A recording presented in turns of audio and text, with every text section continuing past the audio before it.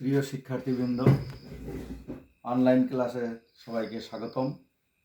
আমি ললিত কুমার বৈরাগী, সহকারী শিক্ষক এসি নর্থ কালাগাছি উচ্চ বিদ্যালয়। আজ আমি শ্রেণী নবম দশম বিষয় জীববিজ্ঞান অধ্যায় চতুর্থ পাঠ 4.1 ও 4.2 নিয়ে আলোচনা করব। তোমরা খাতা কলম নিয়ে আমার সাথে থাকবে। প্রথমে আমরা 4.1 জীবনী শক্তি ও এটিপি এ নিয়ে আলোচনা করব। জীবনী শক্তি কী, এটিপি কী, এসব বিষয় নিয়ে আমরা এখনই আলোচনা করব। প্রথম জীবনী শক্তি।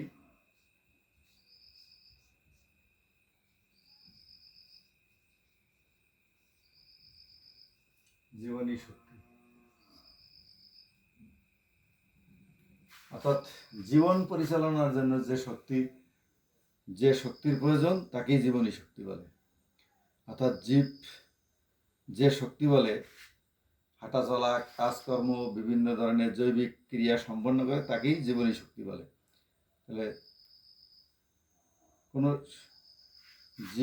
জীবন পরিচালনার জন্য যে শক্তির প্রয়োজন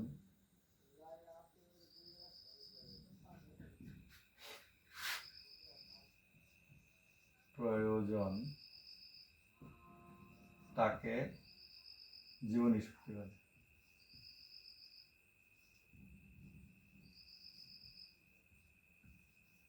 জীবনী শক্তি বলে।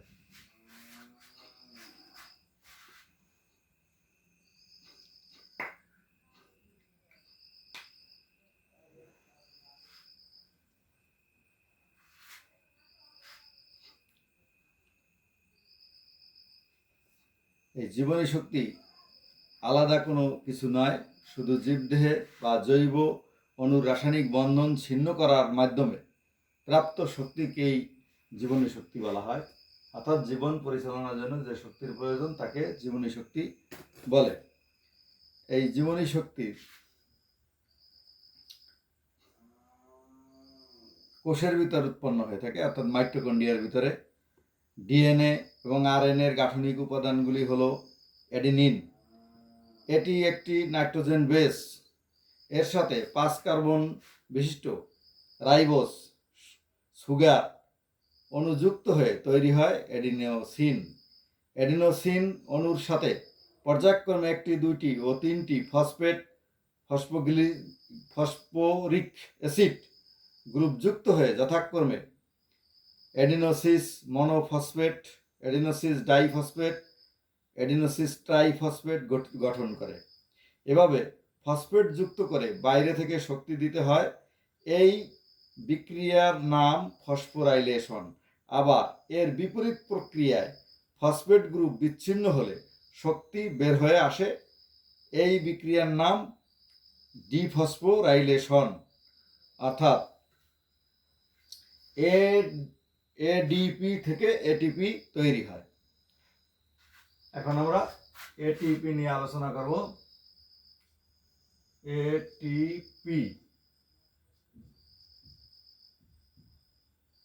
এটিপির পূর্ণ নাম হলো অ্যাডিনোসিস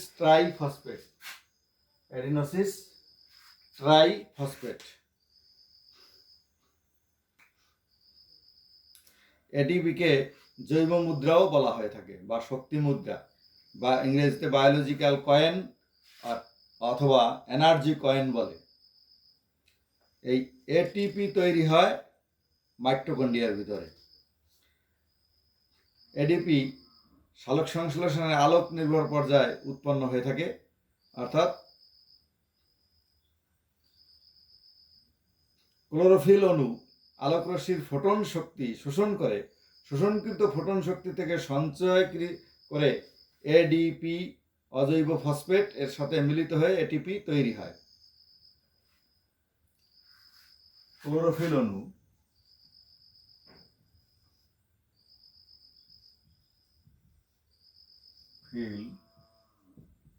অণু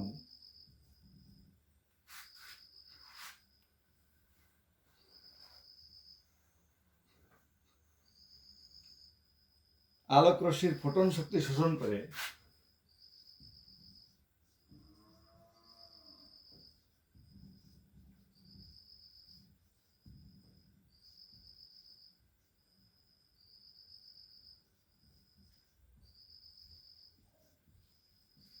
ফোটন শক্তি শোষণ করে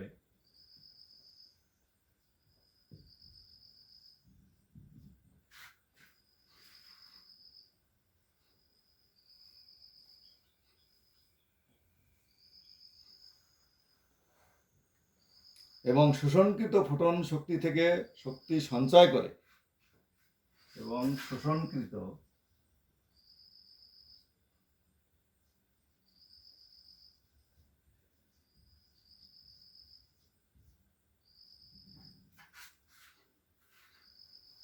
ফোটন থেকে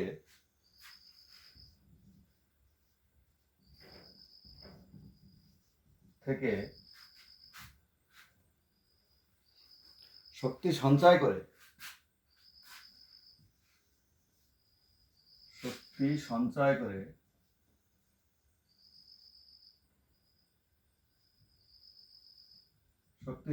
করে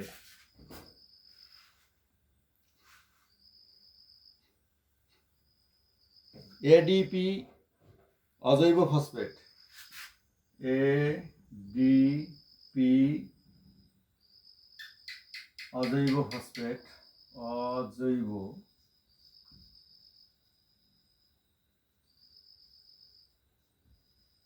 অজৈব ফসফেট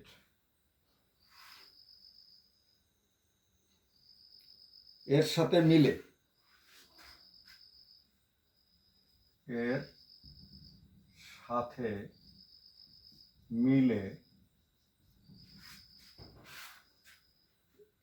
এটিপি তৈরি করে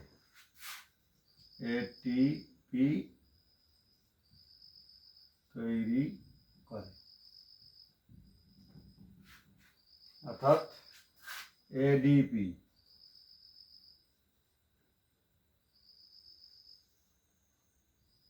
ক্লোরোফিল এডিপি সাথে যুক্ত হবে হলো অজৈব ফসফেট পিআই হলো অজৈব ফসফেট ইনঅর্গানিক ফসফেট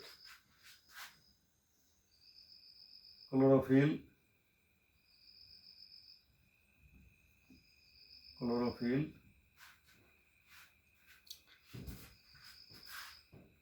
আর হলে আলোর ফোটন শক্তি সূর্য আলোকের ফোটন শক্তি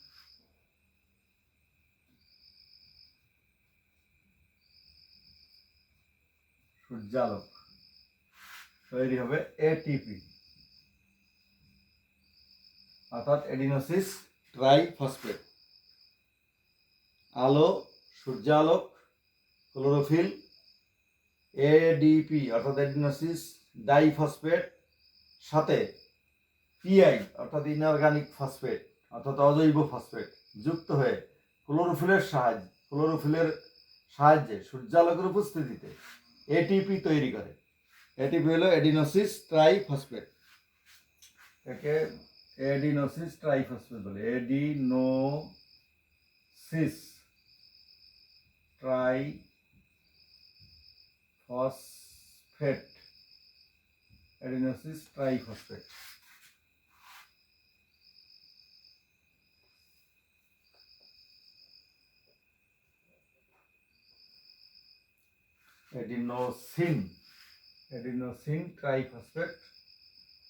এডিনোসিন ট্রাইফসফেট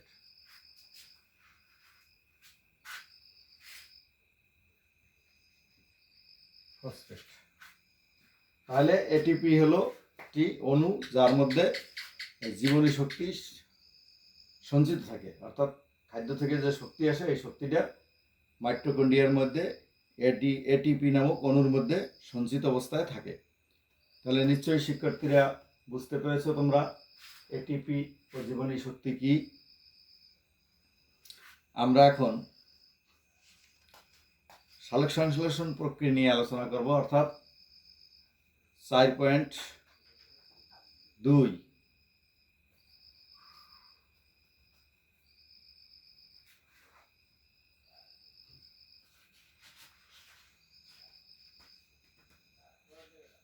সালোক সংশ্লেষণ।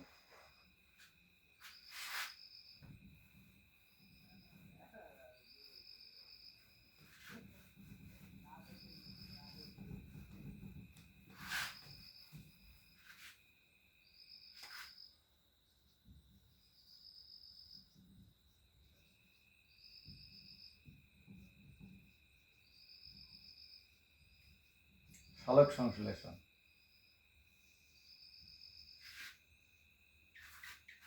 প্রথমে আমরা সালোক সংশ্লেষণের সংজ্ঞা দেব।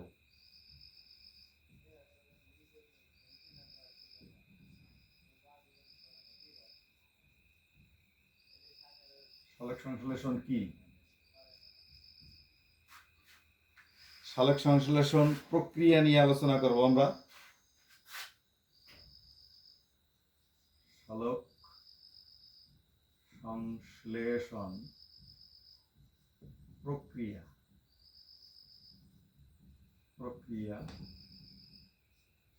এরপরে আমরা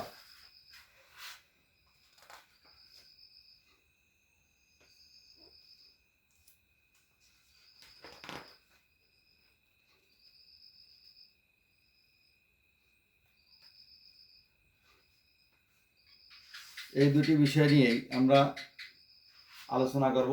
সালোক সংশ্লেষণ কি, সালোক সংশ্লেষণের প্রক্রিয়া। আচ্ছা, প্রথমে আমরা সালোক সংশ্লেষণের সংজ্ঞা দেব। সালোক সংশ্লেষণ কি?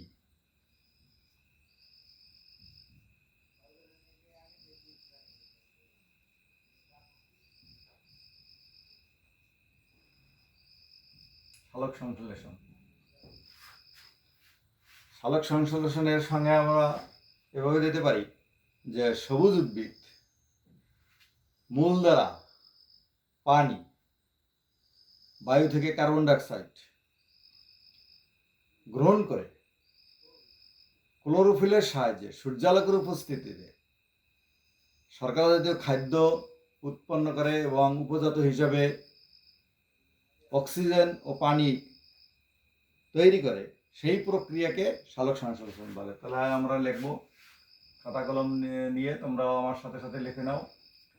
যে প্রক্রিয়ায়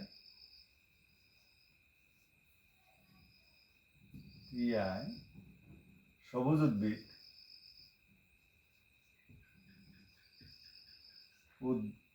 উদ্ভিদ মূল দ্বারা পানি,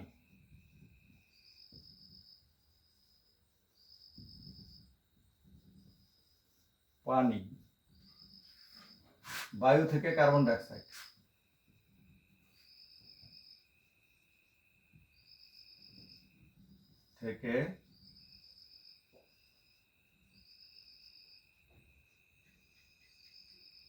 ডাইঅক্সাইড গ্রহণ করে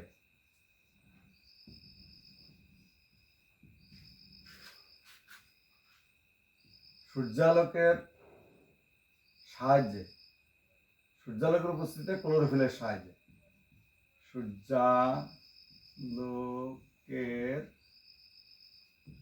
সূর্যালোকের উপস্থিতিতে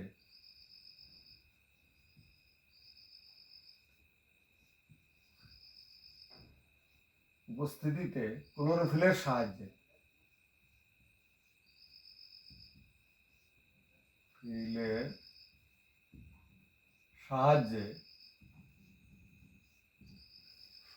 শর্করা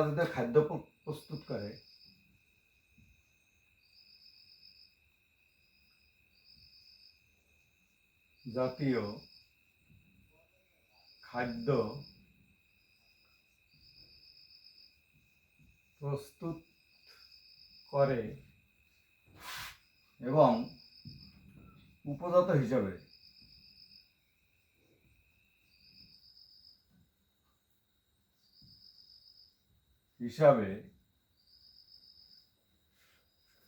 অক্সিজেন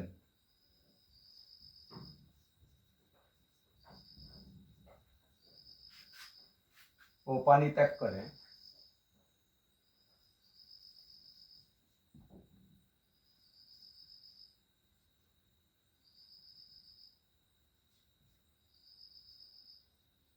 করে সেই প্রক্রিয়াকে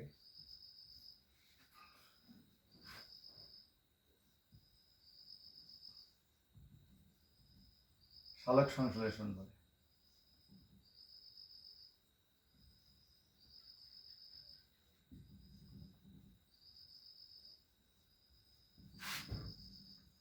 সংশ্লেষণ বলে। তাহলে আমরা সালোক সংশ্লেষণের সংজ্ঞা দিলাম, যে প্রক্রিয়ায় সবুজ উদ্ভিদ মূল দ্বারা পানি বায়ু থেকে কার্বন ডাইঅক্সাইড গ্রহণ করে সূর্যালোকের উপস্থিতিতে ক্লোরোফিলের সাহায্যে শর্করা জাতীয় খাদ্য প্রস্তুত করে এবং উপজাত হিসেবে অক্সিজেন ও পানি ত্যাগ করে সেই প্রক্রিয়াকে সালোক সংশ্লেষণ বলে। আমরা এখন সালোক সংশ্লেষণের বিক্রিয়া লিখব। বিক্রিয়া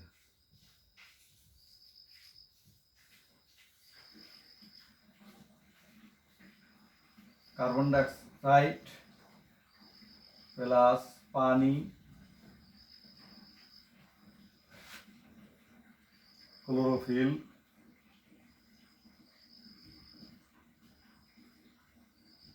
সূর্যালোক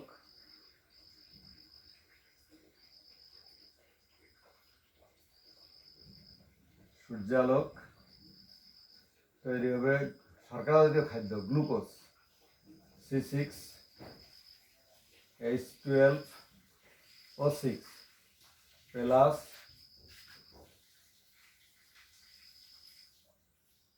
অক্সিজেন O2 প্লাস পানি H2O।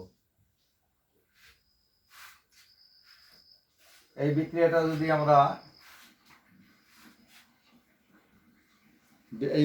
যদি আমরা একটু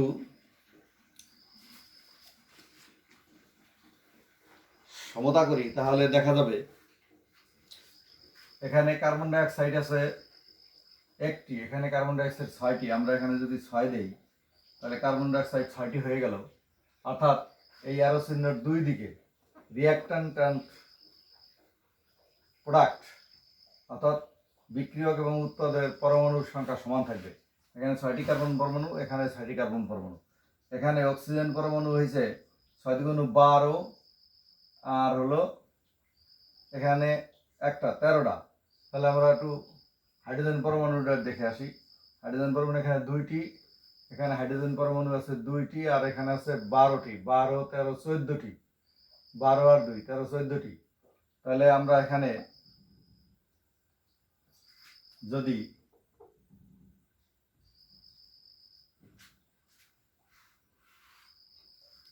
বারোটি দিই, 12 × 24টি হয়ে গেছে হাইড্রোজেন। এইবার এইখানেও আছে 12, আর এখানে যদি আমরা 6 নেই তাহলে 6 × 12, 12 এখানে হাইড্রোজেনের এখানে যদি 6 নেই তাহলে 6 × 12, 12 আর 12 24টি। এইবার আমরা অক্সিজেন মিলাবো। অক্সিজেন আছে এখানে 6 × 12টি, আর এখানে আছে 12টি। এই 12 12 24টি। এখানে অক্সিজেন আছে 6টি, আর হলো এখানে আছে 6টি, 12টি। তাহলে এখানে আমাদের অক্সিজেন আরো 6টি নেওয়া লাগবে। এখানে যদি 6 দেই তাহলে এ পাশে 6টি অক্সিজেন, এই যে এখানে 6টি, আর হলো 6 × 12, 12 আর 6 18, আর হলো এখানে 6, 18 আর 6 24, আর এ পাশেও অক্সিজেন 24টি হয়েছে। অর্থাৎ এখানে 6 × 12 আর এখানে 12, 24টি। তাহলে এভাবে আমরা বিক্রিয়াটিকে সমতাকরণ করে নিতে পারি। তাহলে কার্বন ডাইঅক্সাইড প্লাস পানি ক্লোরোফিল ও সূর্যালোকের উপস্থিতিতে শর্করা জাতীয় খাদ্য প্রস্তুত করে, এটার নাম গ্লুকোজ বা শর্করা। আর অক্সিজেন ও পানি উপজাত হিসেবে নির্গত করে। এই হলো মোটামুটি সালোক সংশ্লেষণ সংজ্ঞা দিলাম আমরা। এবার আমরা সালোক সংশ্লেষণের প্রক্রিয়া নিয়ে আলোচনা করব। সালোক সংশ্লেষণ দুটি প্রক্রিয়ায় সংগঠিত হয়, একটি আলোক নির্ভর পর্যায় আর একটি আলোক নিরপেক্ষ পর্যায় বা অন্ধকার পর্যায়। তাহলে তোমরা খাতায় নিশ্চয়ই লিখে নিছো। এখন আমরা সালোক সংশ্লেষণের প্রক্রিয়া নিয়ে আলোচনা করব।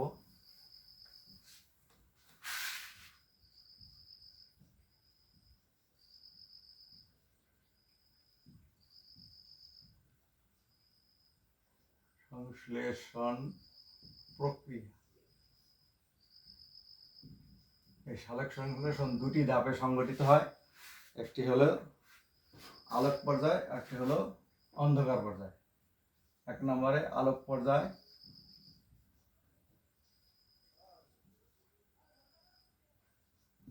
পর্যায় 2 হলো অন্ধকার পর্যায়।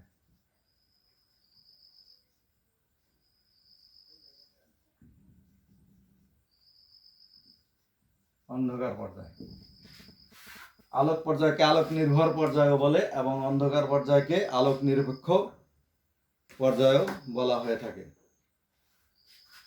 প্রথমে আমরা আলোক পর্যায় নিয়ে একটু আলোচনা করব।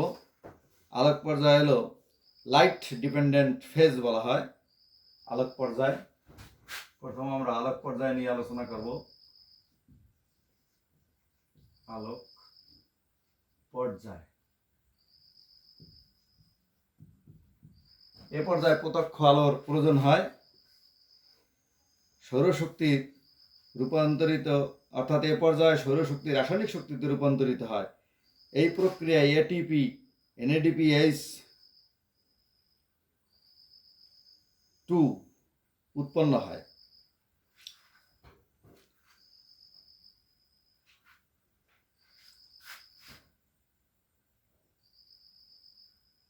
আলোক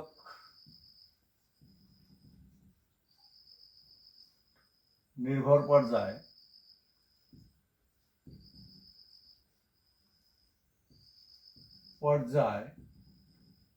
আলো অপরিহার্য।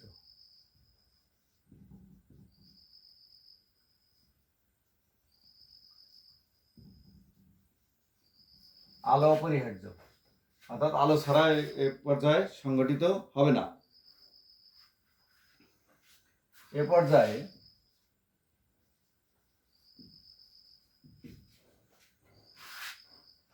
সৌরশক্তি রাসায়নিক শক্তিতে রূপান্তরিত হয়।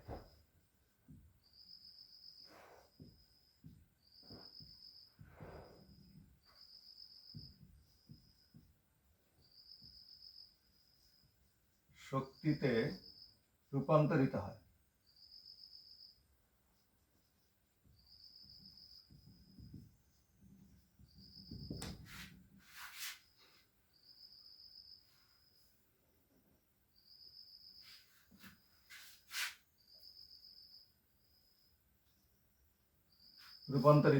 এই পর্যায়ে সৌরশক্তি রাসায়নিক শক্তিতে রূপান্তরিত হয়। এ প্রক্রিয়ায় এটিপি, NADPH2 উৎপন্ন হয়। এই প্রক্রিয়ায়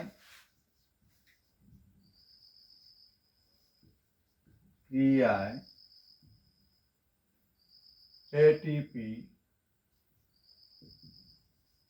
ও NADPH2 উৎপন্ন হয়।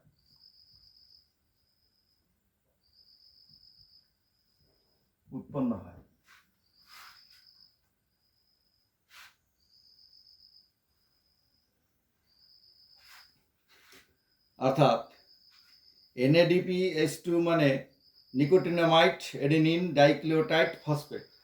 এই NADP পুরো অর্থ হলো নিকোটিনামাইড অ্যাডেনিন ডাইক্লিওটাইড ফসফেট। এই রূপান্তরিত শক্তি এটিপি এর মধ্যে সঞ্চিত থাকে। এই রূপান্তরিত শক্তি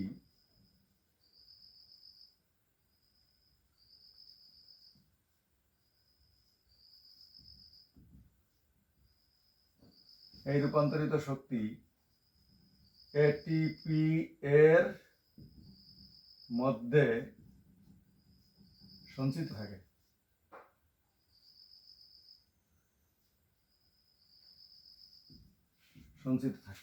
অর্থাৎ জমা থাকে। এটিপির মধ্যে সঞ্চিত থাকে, জমা থাকে। এই বিক্রিয়ায় ক্লোরোফিল গুরুত্বপূর্ণ ভূমিকা পালন করে।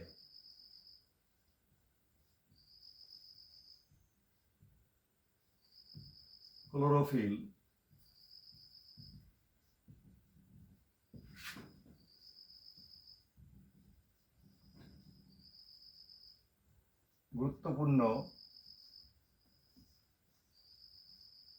পালন করে, গুরুত্বপূর্ণ ভূমিকা পালন করে।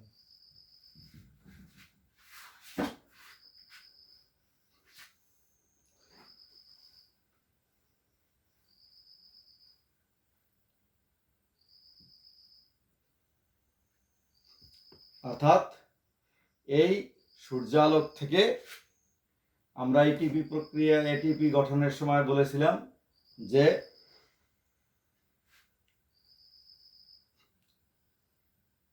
ক্লোরোফিল অণু আলোর ফোটন শক্তি শোষণ করে এই শোষণকৃত ফোটন শক্তি সঞ্চিত শক্তি সঞ্চয় করে এবং এটিপি ও অজৈব ফসফেট সাথে বিক্রিয়া করে এটিপি উৎপন্ন করে। এটি হলো আলোক পর্যায়ের, অর্থাৎ এডিপি প্লাস পিআই অর্থাৎ ইনঅর্গানিক ফসফেট মানে অজৈব ফসফেট, ক্লোরোফিল,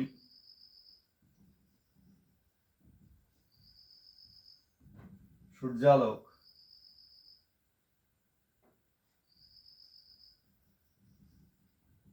তৈরি হবে এটিপি অর্থাৎ এডিনোসিস ট্রাইফসফেট তৈরি হবে। এই প্রক্রিয়ায় ক্লোরোফিল সূর্যালোক থেকে ফোটন শক্তি শোষণ করে এডিপি থেকে অর্থাৎ এডিনোসিস ডাইফসফেট ও পিআই অর্থাৎ ইনঅর্গানিক ফসফেটের সাথে যুক্ত হয়ে এটিপি নামক অণু গঠন করে। এই এটিপি নামক অণু কোষের মাইটোকন্ড্রিয়ার মধ্যে জমা থাকে। এই শক্তির বলেই উদ্ভিদ তার জৈবনিক কার্যাবলী সম্পন্ন করে, ফুল ফল ইত্যাদি সৃষ্টি করে এবং প্রাণীকুল হাঁটাচলা, কথা বলা, কাজকর্ম এবং তার অভ্যন্তরীণ অঙ্গগুলোকে সঞ্চালন এই শক্তির মাধ্যমেই হয়ে থাকে।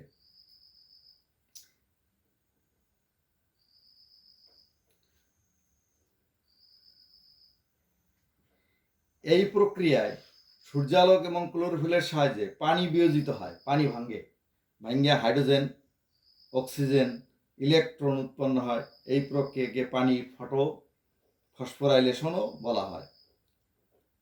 তাহলে এ হলো আলোক পর্যায় বা আলোক নির্ভর পর্যায়, আলোক নির্ভর পর্যায়।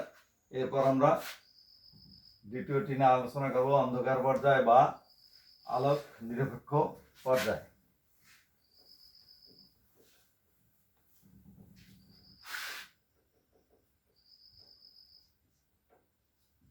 অন্ধকার পর্যায়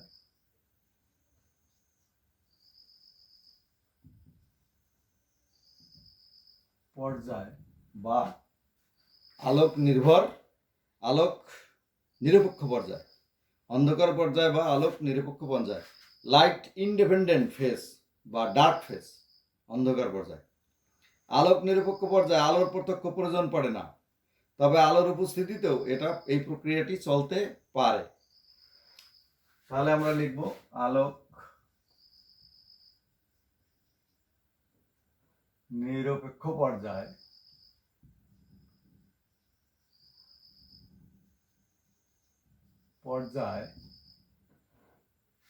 প্রত্যক্ষ আলোর প্রয়োজন হয় না।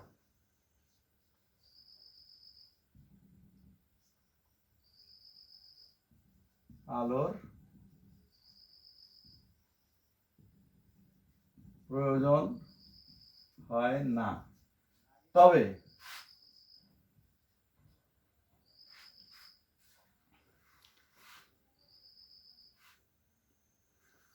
আলোর উপস্থিতিতে এই প্রক্রিয়াটি চলতে পারে।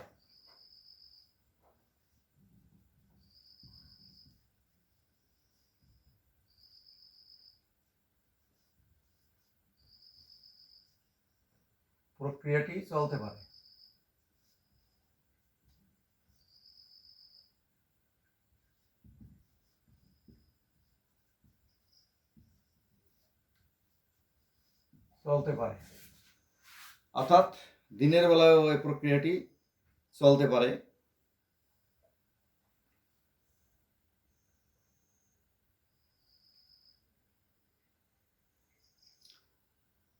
বায়ুমণ্ডলের কার্বন ডাইঅক্সাইড পত্ররন্ধ্রের মধ্যে দিয়ে কোষে প্রবেশ করে। বায়ুমণ্ডলের কার্বন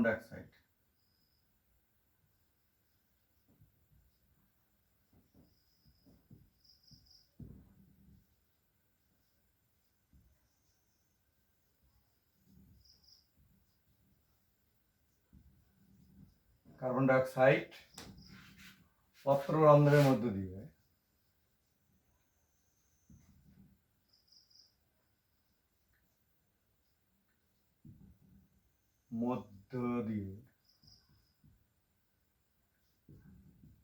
দিয়ে পাতায় প্রবেশ করে।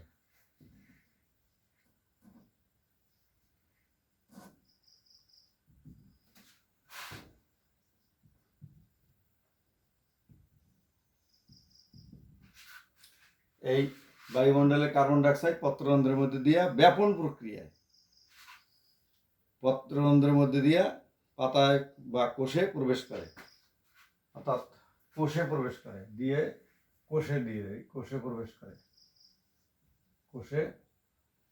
প্রবেশ করে পাতার কোষে আর কি, যাই হোক পাতার কোষে অর্থাৎ কোষে প্রবেশ করে। আলোক পর্যায়ে তৈরি এটিপি আলোক পর্যায়ে মানে এর আগে যে আলোক পর্যায় ছিল সেই আলোক পর্যায়ে তৈরি এটিপি ও NADH2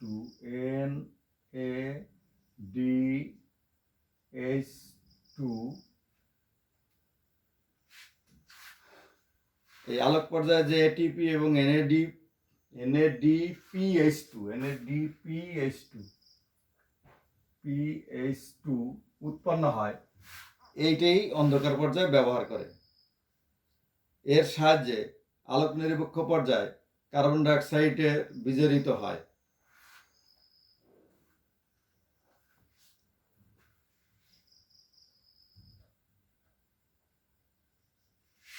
এটিপি ও NADPH2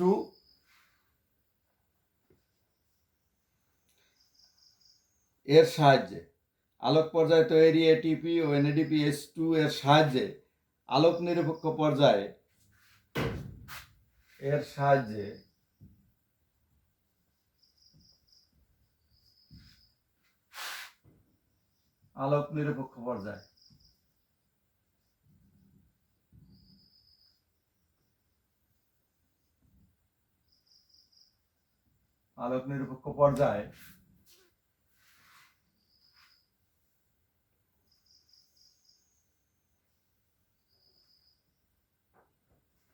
কার্বন ডাইঅক্সাইড বিজারিত হয়ে কার্বোহাইড্রেটে পরিণত হয়। কার্বন ডাইঅক্সাইড বিজারিত হয়ে কার্বন ডাইঅক্সাইড বিজারিত হয়ে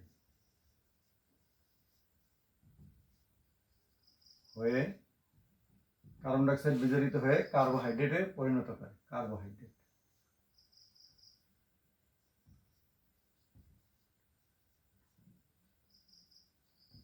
কার্বোহাইড্রেট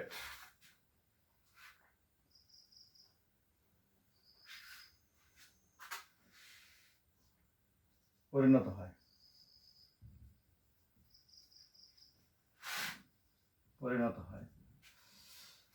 এই হলো অন্ধকার পর্যায়, অর্থাৎ আলোর নিরপেক্ষ পর্যায়ে প্রত্যক্ষ আলোর প্রয়োজন হয় না, তবে আলোর উপস্থিতিতেও প্রক্রিয়াটি চলতে পারে। বায়ুমণ্ডলের কার্বন ডাইঅক্সাইড পত্ররন্ধ্রের মধ্য দিয়ে কোষে প্রবেশ করে। আলোক পর্যায়ে তৈরি এটিপি ও NADPH2 এর সাহায্যে আলোক নিরপেক্ষ পর্যায়ে কার্বন ডাইঅক্সাইড বিজারিত হয়ে কার্বোহাইড্রেটে পরিণত হয়। এই হলো আলোক পর্যায়। এই আলোক পর্যায়ে অর্থাৎ সবুজ উদ্ভিদ কার্বন ডাইঅক্সাইড বিজারণের 3টি গতিপথ শনাক্ত করা হয়েছে। এই সবুজ উদ্ভিদের কার্বন ডাইঅক্সাইড বিজারণের 3টি গতিপথ আছে। সবুজ উদ্ভিদে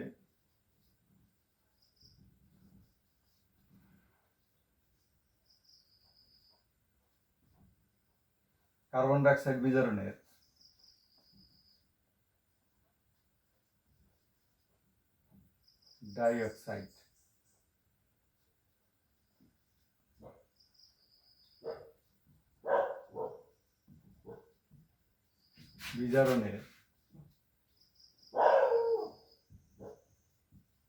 তিনটি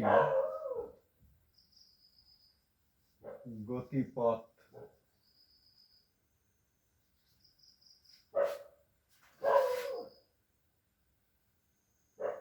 শনাক্ত করা হয়েছে।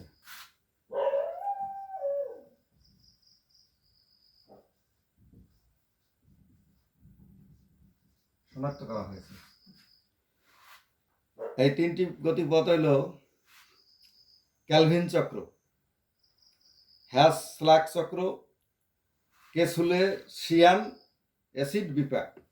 এই তিনটি, একটা হলো হ্যাস অ্যান্ড স্ল্যাক চক্র, ক্যালভিন চক্র, আর হলো ক্যাসুলেশিয়ান অ্যাসিড বিপাক। এই তিনটি চক্র, এর মধ্যে প্রথম দুটি সংক্ষিপ্ত আলোচনা আমরা করব। অর্থাৎ তিনটি চক্র, একটি হলো ক্যালভিন চক্র, যথা ক্যালভিন চক্র, হ্যাস অ্যান্ড স্ল্যাক চক্র, হ্যাস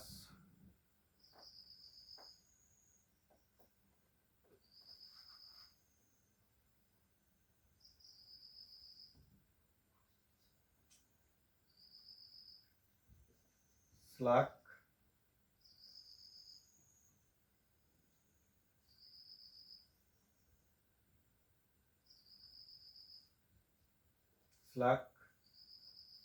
চক্র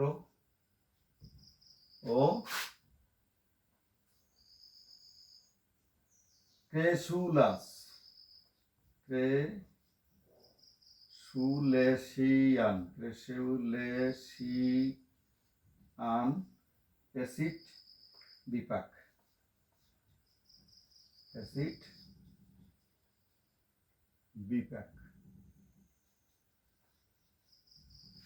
এই তিনটি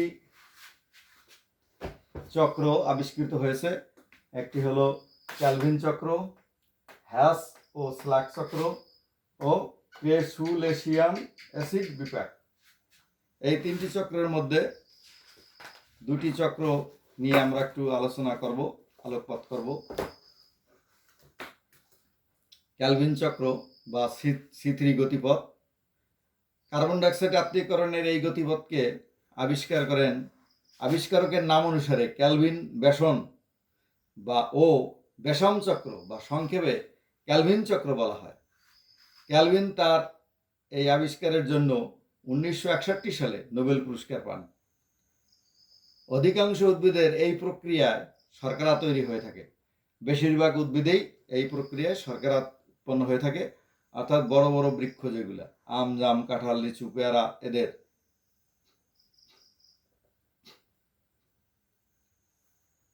এবং প্রথম স্থায়ী পদার্থ 3 কার্বন বিশিষ্ট ফসফোগ্লিসারিক অ্যাসিড বলে এ ধরনের উদ্ভিদকে বলা হয় C3 উদ্ভিদ। অর্থাৎ এই প্রক্রিয়ার মাধ্যমে প্রথম যে স্থায়ী পদার্থটি তৈরি হয় সেটি হলো 3 কার্বন বিশিষ্ট ফসফোগ্লিসারিক অ্যাসিড। এই ধরনের উদ্ভিদকে বলা হয় C3 উদ্ভিদ। যেমন আম, জাম, কাঁঠাল, লিচু, পেয়ারা, এই জাতীয় বড় বড় উদ্ভিদ। এর পরেরটি হলো হ্যাস ও স্ল্যাক চক্র বা C4 গতিপথ। অস্ট্রেলীয় বিজ্ঞানী এমডি হ্যাস ও সিআর স্ল্যাক 1966 সালে কার্বন ডাইঅক্সাইড বিজারণের আরেকটি গতিপথ আবিষ্কার করেন। এই গতিপথের প্রথম স্থায়ী পদার্থ হলো 4 কার্বন বিশিষ্ট অক্সালো অ্যাসিটিক অ্যাসিড। 4 কার্বন বিশিষ্ট অক্সালো অ্যাসিটিক অ্যাসিড, তাই একে C4 গতিপথ বলে। সিফর উদ্ভিদ একই সাথে হ্যাস অ্যান্ড স্ল্যাক চক্র বা ক্যালভিন চক্রে পরিচালিত হতে দেখা যায়। সিথিরি উদ্ভিদ তুলনায় সিফর উদ্ভিদ সালোক সংশ্লেষণের হার বেশি, অর্থাৎ এরা একটু দ্রুত বৃদ্ধি পায় এবং তাদের উৎপাদন ক্ষমতাও বেশি। সাধারণত ভুট্টা, আখ, অন্যান্য ঘাসজাতীয় উদ্ভিদ, মুথা ঘাস, অ্যানথ্রাস, অ্যামারনাথাস ইত্যাদি উদ্ভিদ সিফর পরিচালিত হয়। অর্থাৎ জব, ভুট্টা, গম এবং নেপিয়ার, পারা, ঘিনি যে উন্নত মানের ঘাস আছে, এই ঘাসের এই সিফর গতিপথ পরিচালিত হয়। তাই এই ঘাসগুলো দ্রুত বৃদ্ধি পায়, অর্থাৎ এদের উৎপাদন ক্ষমতা বেশি। তাহলে আমরা বুঝতে পারলাম যে সালোক সংশ্লেষণ কি, এটি আমরা ব্যাখ্যা করেছি। সালোক সংশ্লেষণ প্রক্রিয়া নিয়ে আলোচনা করেছি। সালোক সংশ্লেষণ দুইটি প্রক্রিয়া সংগঠিত, একটি আলোক পর্যায়, একটি অন্ধকার পর্যায়। আমরা পর্যায়ক্রমে আলোচনা করেছি। শিক্ষার্থীবৃন্দ, তোমরা নিশ্চয়ই কিছু বোধগম্য হয়েছে তোমাদের। তোমরা বাড়িতে আরও বেশি করে অনুশীলন করবে। আমি এই বলে আমি আমার অনলাইন ক্লাস এখানে সমাপ্তি ঘোষণা করছি।